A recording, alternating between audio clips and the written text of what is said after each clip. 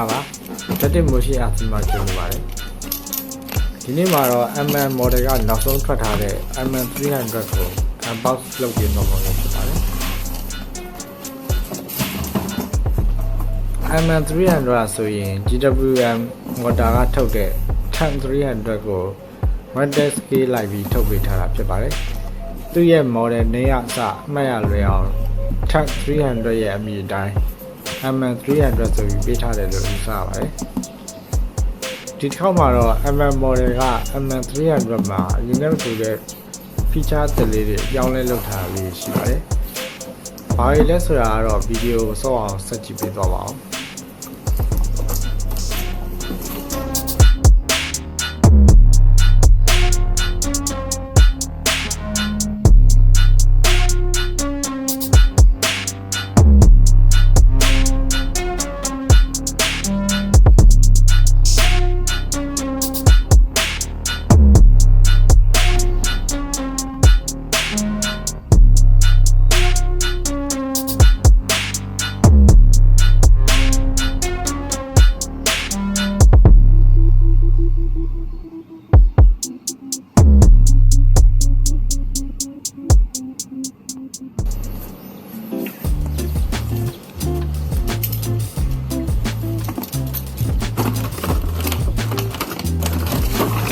ဘောက်ကိုဖွင့်ပြင်းမှာကားရဲ့ accessory bag တစ်ခုရဲ့ကိုတွေ့ရပါတယ်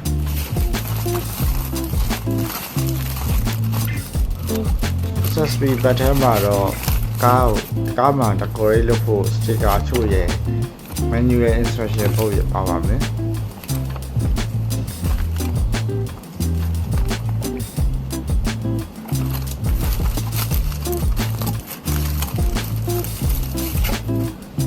အသင်းကျိုးကတော့တိုက်စီချာချာဖြစ်သွားပါမယ်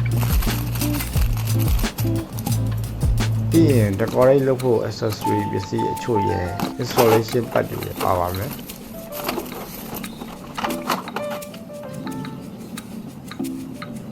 controller ကတော့ထုံးစံတိုင်း 2.4 GHz controller ဖြစ်ပြီး function တွေကတော့အရင် model တွေတော့အတိုင်းတူတူကြကြပြောင်းလဲထားတာဖြစ်ပါဘူးကားကိုကြည့်ရင်ဆိုရင် overall look ရတော်တော်လေးဒီကြကြပြုလုပ်ထားတာကိုတွေ့ရပြီး first impression အနေနဲ့ကတော့တော်တော်လေးကောင်းပါတယ် overall design ပိုင်းကတော့အရင် MM model တွေလိုပဲဒီကြကြနဲ့တည်တက်ရလုပ်ဝေးထားတာကိုတွေ့ရမှာဖြစ်ပြီးထုံးစံအတိုင်း hard plastic နဲ့ပဲပြုလုပ်ဝေးထားတာဖြစ်ပါတယ်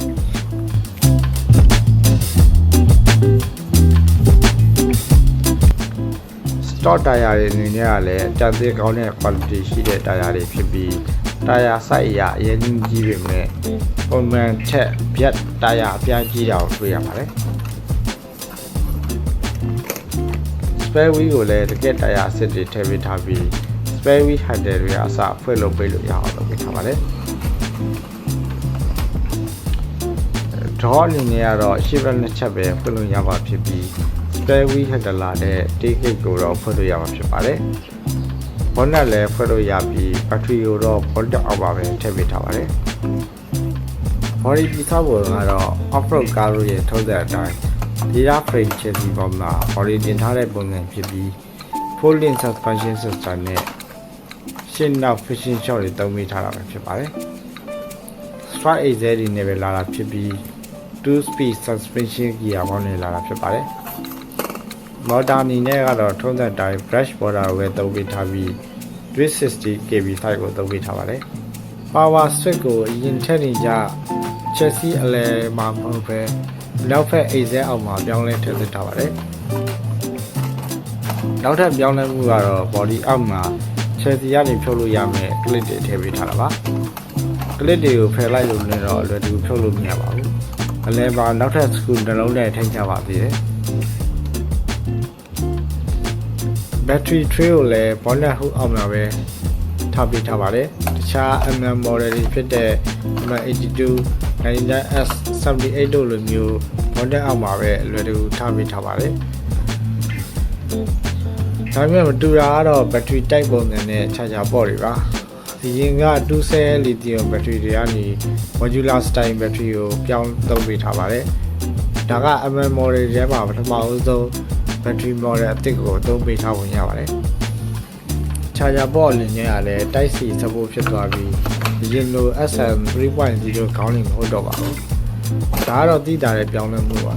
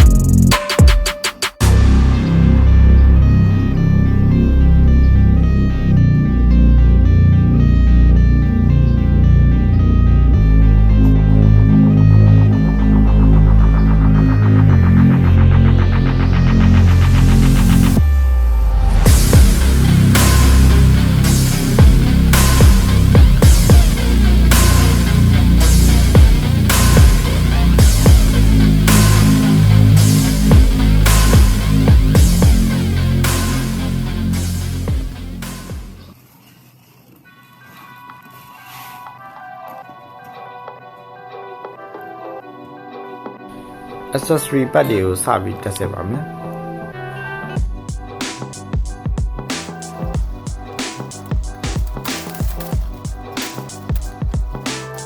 battery charger အနေနဲ့ Type C charger တစ်ချောင်းထည့်ပေးထားပါတယ်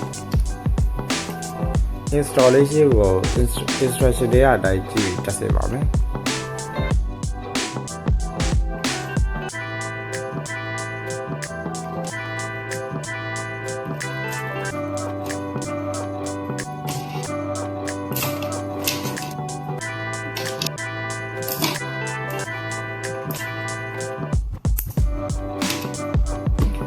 accessory များအနေနဲ့ကတော့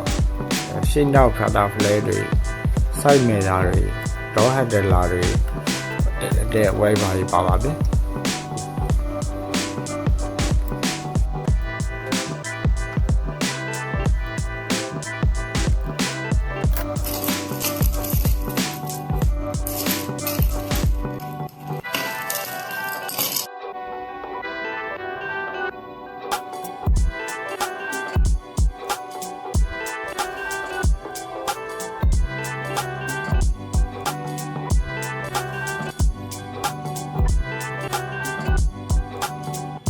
အရင်ဆုံးရှင်းနောက် cutter flare တွေကိုတက်စစ်ပါမယ်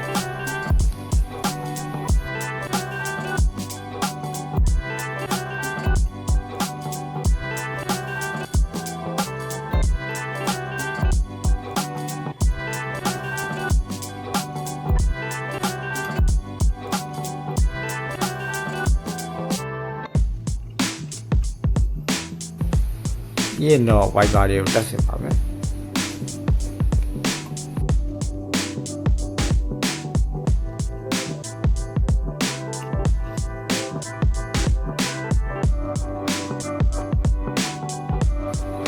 side mirror တွေတက်ဖို့အတွက်မှန်တဲ့အစိပ်ပိုင်းတွေကိုအရင်ဆုံးတက်ဆင်ပြီးတားပါတက်ဆင်ပေးပါပဲ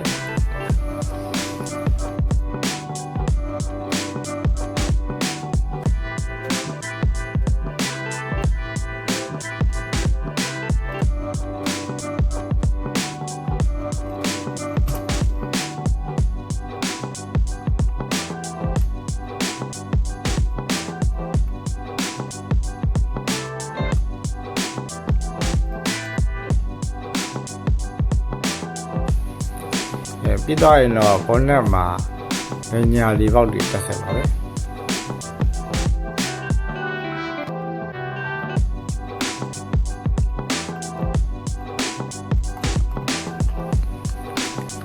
စလော့ကယ်အနေနဲ့ကတော့ fake ပဲဖြစ်ပြီး decorate လုပ်ဖို့တက်ပဲဖြစ်ပါတယ်။ဘာပဲဖြစ်ဖြစ် stock ကိုတော့သူ့နေရာတရားတက်ဆက်ပါပဲ။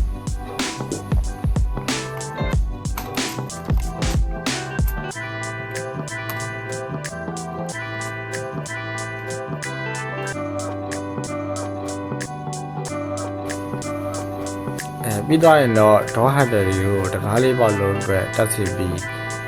အနောက်ကတေးကိတ်အတွက်မှာတက်စင်ပါပဲ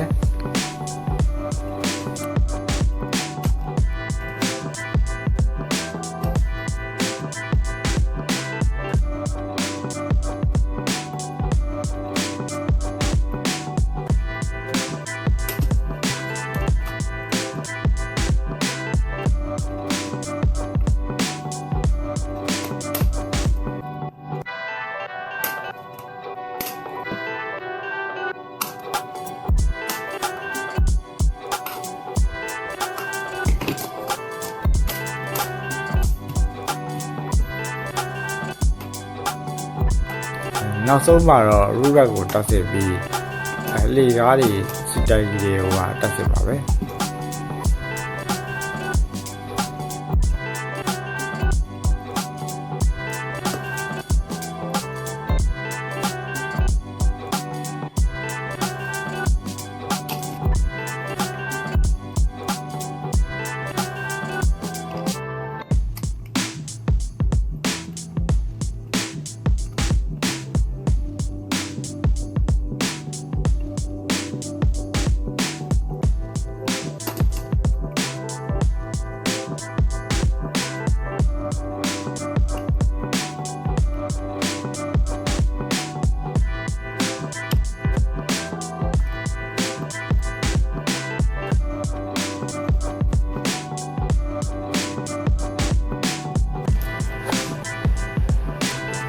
ပြီးတဲ့အနေနဲ့ရှင်းနောက်နံပါတ် plate များကိုတက်ဆင်ပါမယ်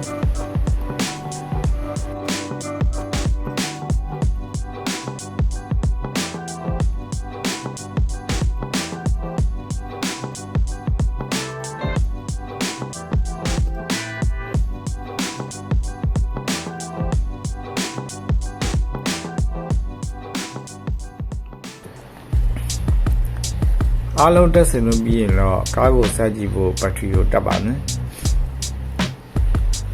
ဘက်ထရီတက်တဲ့အခါကားမှာ socket ငိုလေးတွေနဲ့နေအောင်လဲအောင်သေချာတက်စေရပါမယ်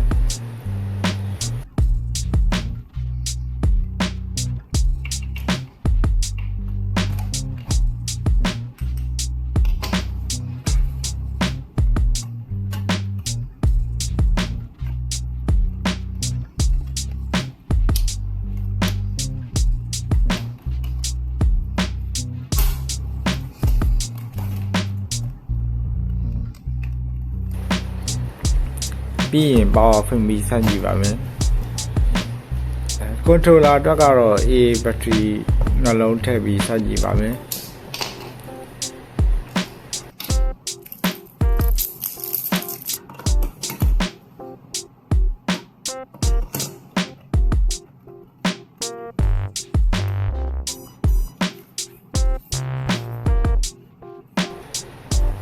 steering test throttle တက်များဆက်ကြည့်ပါမယ်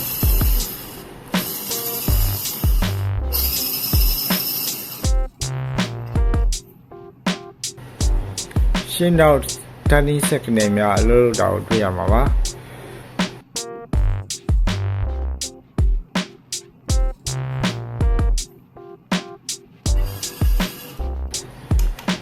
throttle low speed high speed ပြောင်းပြီးဆက်ကြည့်ပါမယ်